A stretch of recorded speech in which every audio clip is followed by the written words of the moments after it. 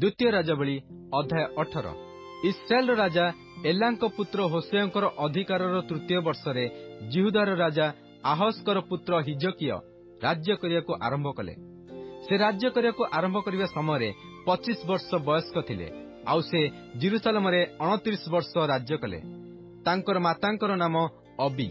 से जिखरियंकर कन्या थिले। पुणी से अपना पूर्वपुरुष दाऊदंकर समस्त क्रियानुसारे सदाप्रभुଙ୍କ दृष्टि यथार्थ कर्म कले। से उच्च स्थली सबू दूर करदेले और स्तंभ सबू भांगी पकाइले और आसरा मूर्ति काटी पकाइले। पुणी मोसा निर्मित पितल सर्प खंड खंड करी भांगीदेले। कारण तही उद्देश्य इस्राएल संतानगण से समय पर्यंत धूप जलाउथिले। आउ से ताहार नाम नहुष्टर्न पितल खंड रखिले। से सदाप्रभु इस्राएल परमेश्वर ठारे विश्वास कले। तांकर परवर्ती जिहुदार समस्त राजांग मध्यरे केही तांको परि नथिले, केबा तांकर पूर्ववर्ती मानक मध्यरे केही नथिले। कारण से सदाप्रभुଙ୍କ प्रति आसक्त हेले। से ताहांको अनुगमनरु विमुख हेले नाही। आउ सदाप्रभु मोसांकु जहा आज्ञा करथिले ताहांकर से सब आज्ञा से पालन कले। पुणी सदाप्रभु तांकर सहवर्ती हेले। से जेकोसी आडे गले से आडे कुशल प्राप्त हेले। आउ से असुर राजार विद्रोही होई ताहार सेवा कले नाही। से घसा और तहिर सीमा पर्यंत प्रहरी मानक दुर्गठारु प्राचीर बेष्टित नगर पर्यंत पलेस्टिया मानक संहार कले। अनंतर हिजकिया राजांक अधिकारर चतुर्थ वर्षरे अर्थात इस्राएल राजा एलांकर पुत्र होसेयंकर अधिकारर सप्तम वर्षरे असुरर राजा सलमनेसर समरिया प्रतिकूल आसी ताहा अवरोध कला। पुणी 3 वर्षर शेषरे सेमाने ताहा हस्तगत कले। हिजकियांकर अधिकारर षष्ठ वर्षरे अर्थात इस्राएल राजा होसेयंकर अधिकारर नवम वर्षरे समरिया हस्तगत करागला। ए उतारे असुरर राजा इस्राएल को असुर को नहीं जाई हलहरे ओ हाबरे गोसन नदी तीरे ओ मादिया मानक नाना नगरे सेमानकु रखिला। कारण सेमाने सदाप्रभु आपणा मानक परमेश्वर रबरे अवधान कले नाही। मात्र ताहांक नियम और सदाप्रभुଙ୍କ सेवक मोसांकर समस्त आज्ञा लंघन कले और ताहा शुणियाकु सम्मत हेले नाही कि ताहा पालन कले नाही। एउतारे हिजकिया राजांकर अधिकारर 14 वर्षरे असुरर राजा सनहेरीब जिहुदार सकल प्राचीर बेष्टित नगर प्रतिकूल आसी ताहा सबु हस्तगत कला। एथिरे जिहुदार राजा हिजकिया लाखिसकु असुरर राजा निकटकु लोक पठाई कहिले, मु अपराध कली, मो निकटरु फेरी जाउंतु।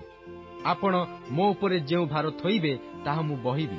तो असुरर राजा जिहुदार राजा हिजकियांक उपरे 300 तालंत रूपा और 30 तालंत सुना निरूपण कला। तहिरे हिजकिया सदाप्रभुଙ୍କ गृहरे और राजगृहर भंडार मानरे प्राप्त समस्त रूपा ताहाकु देले। से समय हिजकिया सदाप्रभुଙ୍କ मंदिर द्वार सबुरु और जिहुदार राजा हिजकियांक द्वारा मंडित स्तंभ सबुरु सुवर्ण काटी असुरर राजा को देले। अनंतर असुरर राजा लाखिस ठारु तर्तन ओ रबसारिस ओ रबसाकिकी महासैन्य सहित जेरुसालेम को हिजकिया राजांक कतिकी पठाइला। तो सेमाने यात्रा करी जेरुसालेम को आसिले। आउ सेठारे उपस्थित हुंते सेमाने रजकर क्षेत्र पथस्थित उपर पुष्करिणीर नाळ निकटरे ठिया हेले। पुणी सेमाने राजांकु डाकन्ते हिल्कियर पुत्र इलियाकिम नामक राजगृहाध्यक्ष और शिबन लेखक और आसफ्र पुत्र जोयाह नामक इतिहास लेखक बाहर होई सेमानक निकट को आसिले। तहिरे रबसाकी सेमानकु कहिला, एबे तुमे माने हिजकियांकु कुह, महाराज असुरर राजा एही कथा कहंती, तुमे एही जो विश्वास करूअछ ताहा की रूप विश्वास?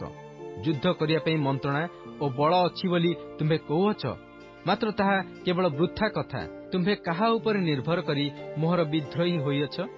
देख, तुमे एही छेचा नळर जष्टि रूप मिश्र उपर निर्भर करूअछ। मात्र केही तही उपरे आउजिले ताहा ताहार हातरे पसी फोड़ी पकाइबो। जो माने मिस्र राजा फारो उपर निर्भर रखंती से समस्तଙ୍କ प्रति से तो एही प्रकार। मात्र जेबे तुमे माने मते कुह, आम माने सदाप्रभु आपणा मानक परमेश्वरଙ୍କ उपरे निर्भर रखुअछु, तेबे हिजकिया जहांक उच्च स्थली और यज्ञवेदी सबु दूर कर देई अछि आउ जिहुदा को और जेरुसालेम को कहि अछि, तुमे माने जेरुसालेम रे एही यज्ञवेदी सम्मुखरे प्रणाम करिवो, से कि सेही नुहंती?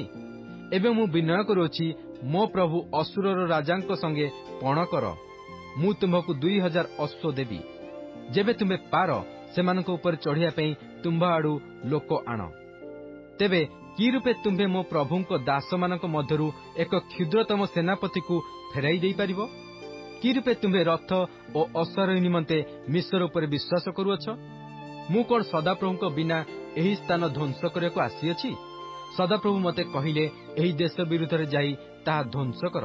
ଏଥିରେ ହିଲ୍କିୟର ପୁତ୍ର ଇଲିଆକିମ୍ ଓ ଶିବ୍ନ ଓ ଜୋୟାହ ରବ୍ସାକିକୁ କହିଲେ, ବିନୟ କରୁଅଛୁ, ଆପଣ ଅରାମୀୟ ଭାଷାରେ ଆପଣା ଦାସମାନଙ୍କୁ କହନ୍ତୁ, କାରଣ ଆମ୍ଭେମାନେ ତାହା ବୁଝୁଅଛୁ।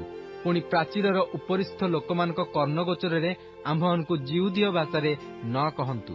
ମାତ୍ର ରବ୍ସାକି ସେମାନଙ୍କୁ କହିଲା, ମୋ ପ୍ରଭୁ କି ତୁମ୍ଭ ପ୍ରଭୁଙ୍କୁ ଓ ତୁମ୍ଭକୁ ଏହିସବୁ କଥା କହିବା ପାଇଁ ପଠାଇଅଛନ୍ତି? ଏହି ଯେଉଁ ଲୋକମାନେ ତୁମ୍ଭମାନଙ୍କ ସଙ୍ଗେ ଆପଣା ଆପଣା ବିଷ୍ଠା ଖାଇବାକୁ ଓ ମୂତ୍ର ପିଇବାକୁ ପ୍ରାଚୀର ଉପରେ ବସିଅଛନ୍ତି, ସେମାନଙ୍କ ନିକଟକୁ କଣ ମୋତେ ପଠାଇ ନାହାନ୍ତି? ତେଣୁ ରବ୍ସାକି ଠିଆ ହୋଇ ଉଚ୍ଚୈଶ୍ୱରରେ ଜିହୁଦୀୟ ଭାଷାରେ ଏହି କଥା କହିଲା, ତୁମେମାନେ ମହାରାଜ ଅସୁରର ରାଜାଙ୍କ କଥା ଶୁଣ। ରାଜା ଏହି କଥା କହନ୍ତି, ତୁମମାନଙ୍କୁ ଭୁଲାଇବା ପାଇଁ ହିଜକିୟକୁ ନ ଦିଅ, କାରଣ ସେ ତୁମମାନଙ୍କୁ ମୋ ହସ୍ତରୁ ଉଦ୍ଧାର କରିପାରିବ ନାହିଁ। କିଏବା ସଦାପ୍ରଭୁ ନିଶ୍ଚୟ ଆମ୍ଭମାନଙ୍କୁ ଉଦ୍ଧାର କରିବେ ଓ ଏହି ନଗର ଅସୁରୀୟ ରାଜାର ହସ୍ତଗତ ହେବ ନାହିଁ। ଏହି କଥା କହି ହିଜକିୟ ସଦାପ୍ରଭୁଙ୍କଠାରୁ ତୁମମାନଙ୍କର ବିଶ୍ୱାସ ନ ଜନ୍ମାଉ। ହିଜକିୟର କଥା ଶୁଣ ନାହିଁ, କାରଣ ଅସୁରୀୟ ରାଜା ଏହି କଥା କହନ୍ତି, ତୁମେମାନେ ମୋ ସଙ୍ଗେ ସନ୍ଧି କର ଓ ମୋ କତିକି ବାହାରି ଆସ ଓ ପ୍ରତ୍ୟେକେ ଆପଣା ଆପଣା ଦ୍ରାକ୍ଷା ଫଳ ଓ ପ୍ରତ୍ୟେକେ ଆପଣା ଆପଣା ଡିମ୍ବୁରି ଫଳ ଭୋଜନ କର, ଆଉ ପ୍ରତ୍ୟେକେ ଆପଣା ଆପଣା କୂପ ଜଳ ପାନ କର। ଶେଷରେ ମୁଁ ଆସି ତୁମମାନଙ୍କର ସ୍ୱଦେଶ ତୁଲ୍ୟ ଏକ ଦେଶକୁ, ଅର୍ଥାତ୍ ଶସ୍ୟ ଓ ଦ୍ରାକ୍ଷାରସମୟ ଦେଶ, ଆଉ ରୋଟି ଓ ଦ୍ରାକ୍ଷା କ୍ଷେତ୍ରମୟ ଦେଶ, ଆଉ ତୈଳଜିତ ଓ ମଧୁମୟ ଦେଶକୁ ତୁମମାନଙ୍କୁ ନେଇଯିବି। ତହିଁରେ ତୁମେମାନେ ବଞ୍ଚିବ ଓ ମରିବ ନାହିଁ। ପୁଣି ସଦାପ୍ରଭୁ ଆମମାନଙ୍କୁ ଉଦ୍ଧାର କରିବେ ବୋଲି କହି ହିଜକିୟ ତୁମମାନଙ୍କୁ ମଣାଇଲେ, ତାହାର କଥା ତୁମେମାନେ ଶୁଣ ନାହିଁ। ନାନା ଗୋଷ୍ଠୀମାନଙ୍କ ଦେବତାଗଣ ମଧ୍ୟରୁ କୌଣସି ଦେବତା କଣ ଅସୁରୀୟ ରାଜାଙ୍କ ହସ୍ତରୁ ଆପଣା ଦେଶ ଉଦ୍ଧାର କରିଅଛି? ହମାତ୍ର ଓ ଅର୍ପଦର ଦେବତାମାନେ କାହାନ୍ତି? ସର୍ଫବଇମ୍ର ଓ ହେନାର ଓ ଅବାର ଦେବତାମାନେ କାହାନ୍ତି?